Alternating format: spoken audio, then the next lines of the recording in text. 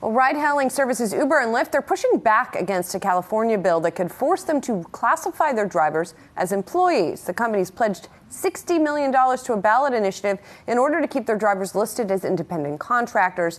Under this ballot measure, drivers in the state would receive more benefits and protections if they maintained their contractor status. Let's turn now to our panel. I mean, California in particular has pretty rigorous labor protection laws, right? So you can see why Uber and Lyft would want to not have to reclassify these employees. And yet, not so great for the employees, maybe. No, not at all. Go ahead. Well, I mean, I think this is an attempt to obviously head this off at the pass.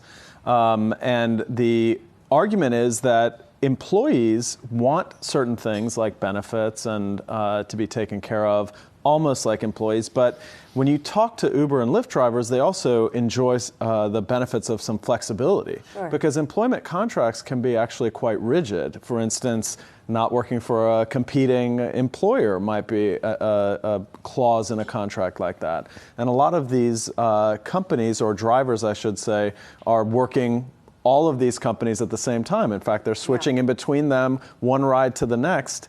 And so depending on how the ballot measure is written and obviously advertised, you could imagine that this might be a nice middle ground. Yep. I'm just thinking from a business point of view, right? It's more difficult to let an employee go than a contractor.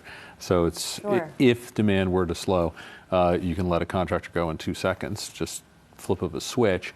And the other thing is, and I think I caught the Uber CEO saying something to the effect of we're recession-proof, and it kind of caught me because it is a discretion. Look, I'm a Uber user more than I would have expected, but it's discretionary.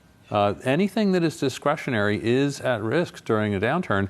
And I know it's a disruptor company at the moment, but we're in an expansion and they're having a tough time making money right now, perhaps, and that's creating demand because they're selling a product lower than it might cost. Yeah. So in a recession, I think I would just be careful of someone saying they're recession-proof. And those rides aren't cheap. So no, they're not already. It's an expensive discretionary. Particularly here in New York, where there are other factors that are pushing the costs up. Absolutely. From the regulatory side.